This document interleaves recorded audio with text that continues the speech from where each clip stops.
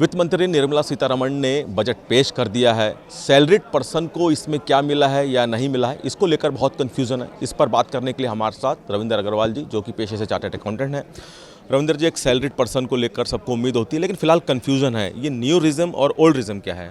देखिए, हमारे बहुत सालों से हमारे देश में एक इनकम टैक्स का चार्ज करने का एक सिस्टम चला हुआ है। तो पिछले बजट में जब सरकार ने ओल्ड टैक्स रिजीम और न्यू टैक्स रिजीम दो बना दी।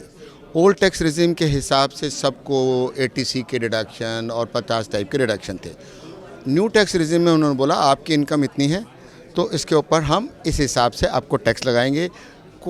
हम इंटेंशन क्या है सरकार की इंटेंशन है आपके पास ज़्यादा से ज़्यादा पैसा आपके हाथ में हो, जिससे आप अपने तरीके से उसको इन्वेस्ट कर सकें। मतलब ये क्या जनता के हाथ में है कि आपको पे टैक्स ओल्ड रिज्म के हिसाब से करना है या न्यू रिज्म के हिसाब से करना है, या उसके लिए कोई कंडीशन है? हाँ जी, आपके पास अभी एक चॉइस है कि आप अपने आप को ओल्ड टैक्स रिजिम में ले जाना चाहते हैं कि नई टैक्स रिजिम में जाना चाहते हैं। अगर आपने एक बार न्यू टैक्स रिजिम में एंटर कर लिया तो आप ओल्ड टैक्स रिजिम में नहीं जा सकते।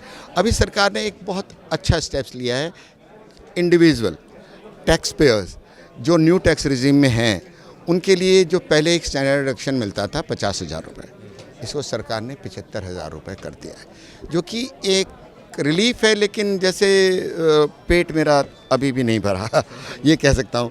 और ये कह सकता हूँ कि कुछ जो स्लैब में जिस स्लैब में जैसे 3 लाख से 7 लाख पहले थोड़ा हाई टैक्सेशन था, उस स्लैब को और नीचे ले आए हैं और वहाँ आगे 5% कर दिया है, 7 से उसके बाद 10% कर दिया है। देखिए, सरकार ने कोशिश की है, लेकिन जितना पैसा हाथ में होगा सरकार उसी हिसाब से रिलीफ दे पाएगी। साइमल्टेनियसली जो इन्वेस्टर हैं, जो स्टॉक मार्केट में इन्वेस्ट करते हैं, उनके लिए एक एक्साइटमेंट नहीं रहा। उनको बहुत दुख भी हुआ है कि लॉन्ग टर्म कैपिटल गेन में, जो शॉर्ट टर्म कैपिटल गेन में जो टैक्स रेट पहले लगती थी, उसको इंक्रीज़ कर दिया सरकार ने। एक सवाल जानना चाहूँगा कि न्यू रिज्म में जो सैलरीड पर्सन है उनके जो स्लैब है उनमें बदलाव किया है, क्या ओल्ड रिज्म में भी कोई बदलाव किया गया? ओल्ड रिजिम में कोई चेंज नहीं होगा और मेरे ख्याल से मैं ऐसा मानता हूँ कि अगले साल तक ओल्ड टैक्स रिजिम सरकार पूरी तरह से विड्रॉ कर लेगी।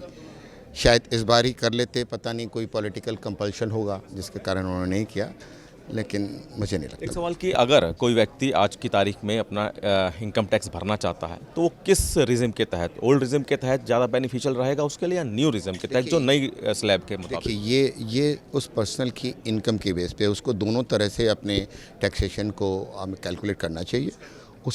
उसके हिसाब से उसको करना चाहिए। मान लीजिए उसकी अच्छी सेविंग्स हैं और वो अब तक के करता रहा है, तो डेफिनेटली ओल्ड टैक्स रिजीम में डिफरेंट रेंज के हिसाब से उसको फ़ायदा हो सकता है।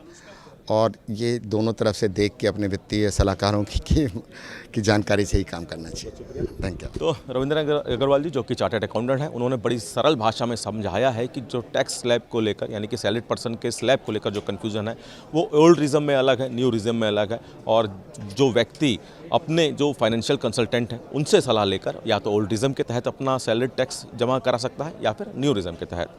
कैमरामैन प्रियदर्शन के साथ दिल्ली से सूर्य समाचार के लिए विनय सिंह।